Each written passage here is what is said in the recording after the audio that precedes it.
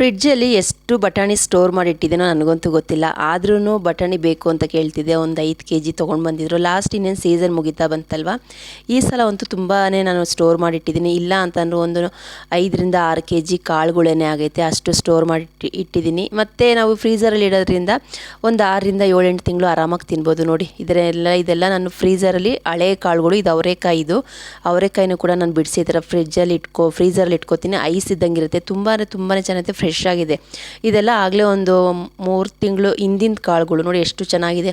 ಒಂದು 10 ನಿಮಿಷ ನೀರ್ಗಾಕಿ ನೆನೆಸ್ಬಿಟ್ಟು ನಾವು ಅಡುಗೆ ಮಾಡೋದ್ರಿಂದ ಹಸಿ ಥರನೇ ಇರುತ್ತೆ, ಏನೂ ಡ್ರೈ ಆಗೋದಿಲ್ಲ, ತುಂಬ ಚೆನ್ನಾಗಿ ಟೇಸ್ಟ್ ಕೊಡುತ್ತೆ. ಹಾಗಾಗಿ ನಾನು ಈ ಥರ ಕಮ್ಮಿ ಸಿಕ್ಕಿದಾಗ ಬಟಾಣಿ ಆಗಲಿ ಅವರೆಕಾಯಿ ಆಗಲಿ ಸ್ಟೋರ್ ಮಾಡಿ ಇಡ್ತೀನಿ. ಅವರೆಕಾಯಿ ಸ್ವಲ್ಪ ಸ್ಟೋರ್ ಮಾಡಿಡೋದೇ ಕಮ್ಮಿನೇ, ಬಟಾಣಿನ ಮಾತ್ರ ನಾನು ಸ್ಟೋರ್ ಮಾಡಿಡ್ತೀನಿ. ಹಾಗೆ ಡಿಮಾರ್ಟ್ಗೆ ನಾನು ಹೋಗಿರಲಿಲ್ಲ, ಮನೆಯವ್ರು ಹೋಗಿ ಸ್ವಲ್ಪ ಮನೆಗೆ ಏನು ಬೇಕೋ ಅದು ಐಟಮ್ ತೊಗೊಂಡು ಬಂದಿದ್ರು. ನೋಡಿ ಇದನ್ನೆಲ್ಲ ಇವಾಗೆಲ್ಲ ಜೋಡಿಸ್ಬೇಕು ಅಂತೇಳಿ ಎಲ್ಲ ತೆಗ್ದು ಇಡ್ತಾಯಿದ್ದೀನಿ, ಏನೇನು ತಂದಿದ್ದಾರೆ ಅಂತ ಹಾಗೆ ನೋಡ್ತಾ ಇದ್ದೀನಿ.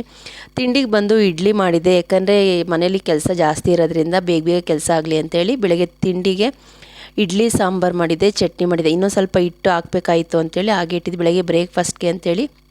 ಸಾಂಬಾರು ಸ್ವಲ್ಪ ಹಳೇದು ರಾತ್ರಿದಿತ್ತು, ಅದಕ್ಕೇ ಇಡ್ಲಿ ಮತ್ತು ಟೊಮೊಟೊ ಚಟ್ನಿ ಮಾಡಿದೆ. ತುಂಬ ಚೆನ್ನಾಗಾಗಿತ್ತು. ನೋಡಿ ಸಾಂಬಾರನ್ನು ಕೂಡ ಬೆಳಗ್ಗೆ ಅಂದರೆ ಇದು ರಾತ್ರಿ ಮಾಡಿದ ಸಾಂಬಾರು, ಯಾಕಂದರೆ ಸ್ವಲ್ಪ ಮನೇಲಿ ಕ್ಲೀನ್ ಮಾಡಬೇಕಾಗಿರೋದ್ರಿಂದ ಸಾರನ್ನ ರಾತ್ರಿನೇ ಮಾಡಿಟ್ಕೊಂಡೆ. ಬೆಳಗ್ಗೆ ಇಡ್ಲಿ ಚಟ್ನಿ ಮಾಡಿಕೊಂಡ್ರೆ ಕೆಲಸ ಆಗುತ್ತೆ ಅಂತೇಳಿ ಆ ಕೆಲಸದ ಜೊತೆಗೆ ನೋಡಿ ಒಂದು ಬ್ಲೌಸ್ ಬೇರೆ ಇತ್ತು, ಬ್ಲೌಸ್ ಕಟ್ಟಿಂಗ್ ಮಾಡಿಟ್ಕೊಂಡಿದ್ದೆ ಟೈಮ್ ಇದ್ದಾಗ. ತುಂಬ ದಿನ ತುಂಬ ಹಳೇದೇ ಆಗಿತ್ತು, ಯಾಕಂದರೆ ಹೊಲಿಯೋಕ್ಕೆ ಟೈಮ್ ಇರಲಿಲ್ಲ, ಹಾಗಾಗಿ ಕಟ್ ಮಾಡಿ ಇಟ್ಕೊಂಡಿದ್ದೆ. ಸರಿ ಅದನ್ನು ಇವಾಗ ಹೊಲ್ದ್ಬಿಡೋಣ ಅಂತೇಳಿ ಟೈಮ್ ಇದ್ದಾಗ ತೆಗ್ದು ಇಟ್ಕೊಂಡ್ರೆ ಕೆಲಸ ಆಗುತ್ತೆ ಅಂತ ಹೇಳಿ ಮಿಷಿನ್ ಮೇಲೆ ಹಾಕಿಟ್ಕೊಂಡೆ. ನೋಡಿ ಇವಾಗ ಇದನ್ನೆಲ್ಲ ನಾನು ಹಬ್ಬ ಬೇರೆ ಬಂತಲ್ವ, ಎಲ್ಲ ಕ್ಲೀನ್ ಮಾಡಿ ತೊಳೆದು ಜೋಡ್ಸೋಣ ಅಂತೇಳಿ ಈಗೆಲ್ಲ ನಾನು ತೆಗ್ದು ಇಟ್ಕೊತಾ ಇದ್ದೀನಿ. ಇದೆಲ್ಲ ಹಳೇದಾಗೈತೆ, ತುಂಬಾ ಎಣ್ಣೆ ಜಿಡ್ಡು ಏನಾಗಿರಲಿಲ್ಲ, ಅದಕ್ಕೋಸ್ಕರನೇ ಹಾಗೆಯೇ ಮೇಲ್ಮೇಲೆ ತೊಳೆಯೋಣ ಅಂತೇಳಿ ತೊಳೆದಿಡೋಕ್ಕೆ ಅಂತ ಎಲ್ಲ ಎತ್ತಿಡ್ತಾ ಇದ್ದೀನಿ. ನೋಡಿ ಇದನ್ನೆಲ್ಲನೂ ಇವಾಗೆಲ್ಲ ಆಚೆ ಇಳಿಸಿದಾಯಿತು. ಇದೆಲ್ಲ ಇವಾಗ ಖಾಲಿ ಮಾಡಿದ್ದೀನಿ ರ್ಯಾಕ್ನ. ಇದೆಲ್ಲ ಯಾಕಂದರೆ ಒಬ್ಬಳೇ ಕೆಲಸ ಮಾಡೋದ್ರಿಂದ ತುಂಬಾ ಟೈಮ್ ಹಿಡಿಯುತ್ತೆ. ಮೇಲಿಂದ ಪ್ರತಿಯೊಂದೂ ನಾನು ತೆಗ್ದಿದ್ದಾಯಿತು, ಧೂಳು ಹೊಡೆದಿದ್ದಾಯಿತು. ಕಬೋರ್ಡ್ ಮಾಡಿಸ್ದಾಗ್ಲಿಂದ ನಾವು ಧೂಳು ಹೊಡೆದಿರಲಿಲ್ಲ, ಅದಕ್ಕೋಸ್ಕರನೇ ಹಬ್ಬ ಬೇರೆ ಬಂತಲ್ವ ಅಂತೇಳಿ ಸರಿ ಅಂತೇಳಿ ಎಲ್ಲ ತೆಗ್ದಿಟ್ಕೊಂಡು. ನೋಡಿ ಹಾಗೆ ತಿಂಡಿಗೂ ಬೇಗ ರೆಡಿ ಮಾಡ್ತಾಯಿದ್ದೀನಿ. ಇದು ನೆಕ್ಸ್ಟ್ ಡೇದು, ಇದು ಹಿಂದಿನ ದಿವಸದ್ದು ವಿಡಿಯೋನ ಇದಕ್ಕೆ ಕಂಟಿನ್ಯೂ ಮಾಡ್ತಾಯಿದ್ದೀನಿ. ನೋಡಿ ಇದೆಲ್ಲ ತೆಗ್ದು ಹೆಂಗೆ ಇಟ್ಕೊಂಡಿದ್ದೀನಿ ಅಂದರೆ, ಮನೆ ಅಂತೂ ತುಂಬಾ ಗಲೀಜಾಗಿತ್ತು. ಒಂದು ಸ್ವಲ್ಪ ಕೆಲಸ ಜಾಸ್ತಿ ಆದ್ರೂ ಎಷ್ಟು ಕೆಲಸ ಇರುತ್ತೆ ಅಂತ ಅಂದರೆ ನೀವೇ ನೋಡಬೇಕು. ನೋಡಿ ಮನೆ ಕಿಟಕಿ ಎಲ್ಲ ಧೂಳು ಹೊಡಿಬೇಕಾಯಿತು, ಸ್ಕ್ರೀನ್ ಕವರು ಪ್ರತಿಯೊಂದು ತೆಗ್ದಿದ್ದಾಯಿತು. ಇವೆಲ್ಲ ಇವಾಗ ತೊಳಿಬೇಕು. ನಾನು ತೊಳಿಲಿಲ್ಲ, ಒಬ್ಬರು ಆಂಟಿನ ಕರ್ಕೊಂಡು ಬಂದು ತೊಳಿಸಿದೆ. ಯಾಕೆಂದರೆ ಮಗಳು ಇದ್ದಿದ್ರೆ ಮಗಳು ಸ್ವಲ್ಪ ಹೆಲ್ಪ್ ಮಾಡೋಳು, ನಾನು ಸ್ವಲ್ಪ ಹೆಲ್ಪ್ ಮಾಡಿಕೊಂಡು ಕೆಲಸ ಮಾಡ್ಕೊತಾ ಇದ್ವಿ. ಹಾಗಾಗಿ ಆಂಟಿನೇ ಬಂದು ನೀಟಾಗಿ ತೊಳ್ಕೊಟ್ರು. ಪಾತ್ರೆ ಎಲ್ಲ ಯಾವ್ದು ಬೇಕೋ ಅದನ್ನೆಲ್ಲ ಜೋಡಿಸಿಟ್ಕೊಂಡಿದ್ದಾಯಿತು. ಬೇಡದಿರೋದೆಲ್ಲ ಎತ್ತಿ ಮೇಲೆ ಒಂದು ಚೀಲ ಕಟ್ಟಿ ಮೇಲಿಕ್ಕಿದ್ದಾಯಿತು. ಇವಾಗ ನೋಡಿರಿ, ಇವಾಗ ಸಾಮಾನೆಲ್ಲ ಜೋಡಿಸ್ಬಿಟ್ರೆ ಅರ್ಧ ಕೆಲಸ, ಮುಕ್ಕಾಲು ಕೆಲಸ ಮುಗ್ದಂಗೆ ಅಂತಲೇ ಹೇಳ್ಬೋದು. ನೀಟಾಗಿ ಆರ್ಪಿಕೆ ಲೈಝಾಲ್ ಎಲ್ಲ ಹಾಕ್ಕೊಂಡು ನೀಟಾಗಿ ಒರೆಸಿಟ್ಕೊಂಡು ನೋಡಿ ಎಷ್ಟು ಚೆನ್ನಾಗಿ ಒರೆಸಿದ್ದೀನಿ ಅಂತ ಅಂದರೆ ತುಂಬ ಚೆನ್ನಾಗಿ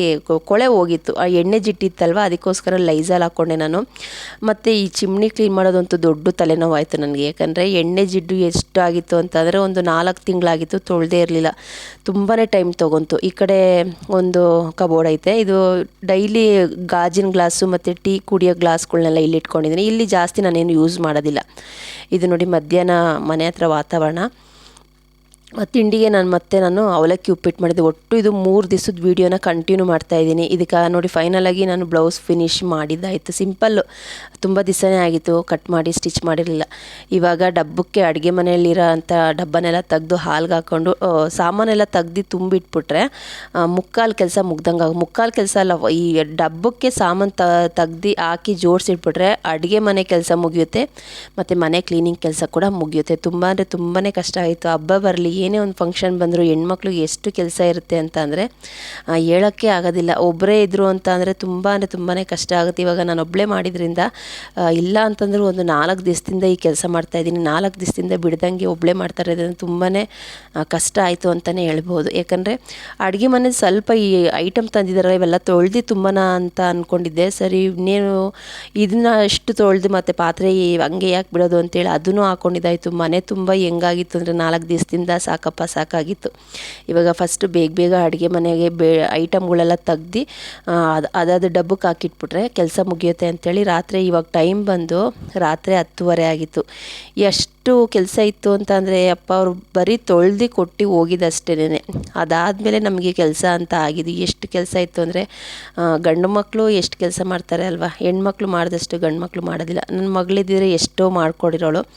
ನನ್ನ ಮಗ ಹಂಗೂ ಬೈಸ್ಕೊಂಡು ಪಾಪ ಅವನ ಕೈಲಿ ಎಷ್ಟಾಗುತ್ತೋ ಅಷ್ಟು ಮಾಡ್ದೆ. ಆದ್ರೂ ವೀಡಿಯೋ ಮಾಡ್ಕೊಡೋದಕ್ಕೆ ಗೋಳಾಡ್ತಾ ಇದ್ದ, ಇಲ್ಲ ನನ್ನ ಕೈಲಿ ಆಗೋದಿಲ್ಲ ಅಂತ. ಯಾಕಂದರೆ ಹೆಣ್ಮಕ್ಳಿಗೆ ಎಷ್ಟು ಸಮಾಧಾನ ಇರುತ್ತೋ ಗಂಡು ಮಕ್ಳಿಗೆ ಅಷ್ಟು ಸಮಾಧಾನ ಇರೋದಿಲ್ಲ. ಸರಿ ಆಯ್ತಪ್ಪ, ನನ್ನೆಲ್ಲ ಡಬ್ಬ ಎಲ್ಲ ತುಂಬಿಕ್ತೀನಿ ಐಟಮ್ನ, ನೀನು ತೊಗೊಂಡೋಗಿ ಅಡುಗೆ ಮನೇಲಿ ಇಕ್ಕು ಅಂತ ಅಂದಿದ್ದಕ್ಕೆ ಎಲ್ಲ ತೊಗೊಬಂದು ಅಡುಗೆ ಮನೇಲಿ ಜೋಡಿಸ್ತಾ. ಇದೊಂದು ಮಸಾಲೆ ಡಬ್ಬ ಇದ್ದರೆ ಸಾಕು, ಎಷ್ಟು ಮಸಾಲೆ ಹಿಡಿಯುತ್ತೆ ಅಂತ ಅಂದರೆ ಇದೆಲ್ಲ ಡೈಲಿ ನಾನು ಚಕ್ಕೆ ಲವಂಗ ಸಾಸಿವೆ ಜೀರಿಗೆ ಎಲ್ಲ ಹಾಕ್ತೀನಲ್ಲ, ಇದೊಂದು ಡಬ್ಬಕ್ಕೆ ಹಾಕಿಟ್ಕೊತೀನಿ. ಯಾಕಂದರೆ ಒಂದು ಸಲ ಡಬ್ಬ ತೆಗೆದ್ರೆ ಎಲ್ಲ ಥರದ ಮಸಾಲೆನೂ ಇದರಲ್ಲೇ ಕೈಗೆ ಸಿಗುತ್ತೆ. ಸರಿ ಬೇಗ ನಾನು ಒಂಚೂರು ಜೋಡಿಸ್ತೀನಿ, ವೀಡಿಯೋನಾದ್ರು ಮಾಡಿಕೊಡು ಅಂತ ಅಂದೆ.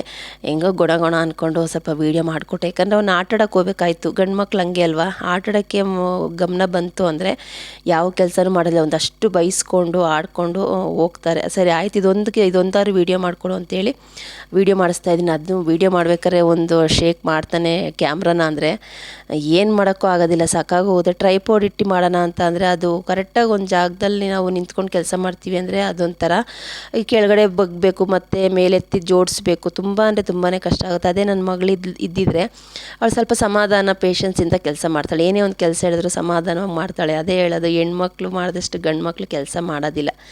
ಸುಮ್ಮನೆ ಏನೋ ಗಂಡು ಮಕ್ಕಳು ಆಸೆ ಪಡ್ತೀವಿ ಅಷ್ಟೇ, ಗಂಡು ಮಕ್ಕಳು ಬೇಕು ಅಂತ. ಆದ್ರೂ ಕೆಲಸ ಮಾಡಬೇಕು ಅಂತಂದರೆ ನಮ್ಮ ಹೆಣ್ಮಕ್ಳೇ ತುಂಬ ಕೆಲಸ ಮಾಡೋದು.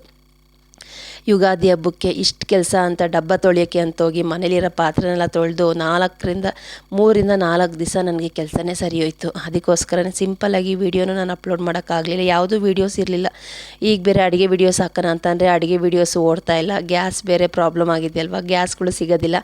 ಸರಿ ಇರಲಿ ಬಿಡು ಅಂತೇಳಿ ಇದು ನಮ್ಮ ಕ್ಲೀನ್ ಮಾಡಿದ್ನಲ್ಲ, ಇದೊಂದು ವೀಡಿಯೋ ಮಾಡ್ಕೊಂಡಿದ್ದೆ, ಅದನ್ನೇ ಶೇರ್ ಮಾಡ್ತಾಯಿದ್ದೀನಿ.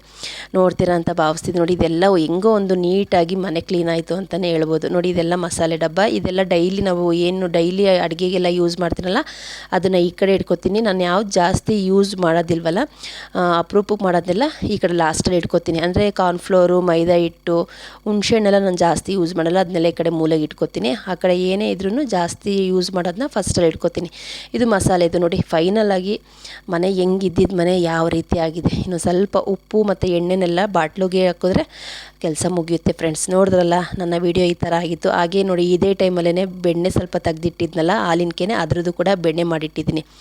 ಇದನ್ನ ಇವಾಗ ಕಾಯಿಸೋದೊಂದೇ ನನಗೆ ಕೆಲಸ. ಇವಾಗ ಉಪ್ಪು ಹಾಕಿಕ್ಬೇಕಲ್ಲ, ಕಲ್ಲುಪ್ಪಿಗೆ 5 ರೂಪಾಯಿ ಕಾಯಿನ್ ಹಾಕ್ತೀನಿ, 7 ಲವಂಗ ಹಾಕ್ತೀನಿ. ಇದ್ರ ಮೇಲೆ ಉಪ್ಪು ಹಾಕೋದ್ರಿಂದ ನಾವೇನೇ ದುಡ್ಡನ್ನ ವ್ಯರ್ಥ ಮಾಡೋದಿಲ್ಲ, ವೇಸ್ಟಾಗಿ ದುಡ್ಡು ಹೋಗೋದಿಲ್ಲ. ಅದಕ್ಕೋಸ್ಕರನೇ ದುಡ್ಡು ಸೇವ್ ಆಗುತ್ತೆ ಅಂತ ಹೇಳೋದ್ರಿಂದ ನಾನು 5 ರೂಪಾಯಿ ಕಾಯಿನು 7 ಲವಂಗ ಹಾಕ್ಬಿಟ್ಟು ಈ ಥರ ಉಪ್ಪನ್ನ ಸ್ಟೋರ್ ಮಾಡಿರ್ತೀನಿ. ನಮಗೆ ಸ್ವಲ್ಪ ವೇಸ್ಟಾಗಿ ಆಗೋದಿಲ್ಲ ದುಡ್ಡು ಅಂಥೇಳಿ ಈ ಥರ ಮಾಡ್ತೀನಿ. ನನ್ನ ಹಬ್ಬದ ವಿಡಿಯೋ ಈ ಥರ ಆಗಿತ್ತು, ಮನೆ ಕ್ಲೀನಿಂಗ್ ವಿಡಿಯೋ. ನಿಮಗೂ ಇಷ್ಟ ಆಯಿತು ಅಂತ ಭಾವಿಸ್ತಿದ್ದೀನಿ. ಈ ವಿಡಿಯೋ ಇಷ್ಟವಾದಲ್ಲಿ ಲೈಕ್ ಮಾಡಿ, ಶೇರ್ ಮಾಡಿ, ಕಮೆಂಟ್ ಮಾಡಿ. ನಿಸರ್ಗ ಕುಕಿಂಗ್ ಚಾನಲ್ನ ಇನ್ನೂ ಯಾರೆಲ್ಲ ಸಬ್ಸ್ಕ್ರೈಬ್ ಮಾಡ್ಕೊಂಡು ನೋಡ್ತಾ ಇದ್ದೀರೋ ಪ್ಲೀಸ್ ದಯವಿಟ್ಟು ಸಬ್ಸ್ಕ್ರೈಬ್ ಮಾಡ್ಕೊಂಡು ನೋಡಿ. ನಿಮ್ಮ ಅನಿಸಿಕೆ ಅಭಿಪ್ರಾಯನ ಮರಿದಂಗೆ ಕಮೆಂಟ್ ಸೆಕ್ಷನಲ್ಲಿ ಹಾಕಿ, ಓದೋದಕ್ಕೆ ಕಾಯ್ತಾ ಇರ್ತೀನಿ. ತುಂಬಾ ಕೆಲಸ ಇರೋದ್ರಿಂದ ಸ್ವಲ್ಪ ಕಮೆಂಟ್ಸ್ಗಳಿಗೆ ರಿಪ್ಲೈ ಮಾಡೋಕ್ಕಾಗ್ತಾಯಿಲ್ಲ, ಕ್ಷಮೆ ಕೇಳ್ತಾ ಇದ್ದೀನಿ. ಯಾಕಂದರೆ 1-2-3 ದಿವಸದಲ್ಲಿ ಹಬ್ಬ ಎಲ್ಲ ಮುಗಿದ್ಮೇಲೆ ಎಲ್ಲರ ವೀಡಿಯೋಸ್ನ ನೋಡಿ ಸಪೋರ್ಟ್ ಮಾಡ್ತೀನಿ. ಹಾಗೆ ನೀವು ಕೂಡ ನನ್ನ ವೀಡಿಯೋಸ್ನ ನೋಡಿ ಸಪೋರ್ಟ್ ಮಾಡಿ ಅಂತ ಕೇಳಿಕೊಂಡು ಸಿಂಪಲ್ಲಾಗಿರೋ ವೀಡಿಯೋ ತೊಗೊಂಡು ಬರ್ತೀನಿ. ಅಲ್ಲಿ ತನಕ ಹೋಗಿ ಬರ್ತೀನಿ. ನಮಸ್ತೆ, ಬಾಯ್ ಫ್ರೆಂಡ್ಸ್. ತುಂಬ ಅಂದರೆ ತುಂಬಾ ಕೆಲಸ ಆಗಿತ್ತು. ಈ 4 ರಿಂದ 5 ದಿವಸ ಅಂತೂ ಸಾಕಾಯಿತು. ನೋಡಿ ಇವಾಗ ಇದನ್ನೆಲ್ಲ ನಾನು ಅದಾದ್ರ ಜಾಗದಲ್ಲಿ ಇಟ್ಬಿಟ್ರೆ 3/4 ಭಾಗ ಕೆಲಸ ಮುಗೀತು ಅಂತಲೇ ಅರ್ಥ.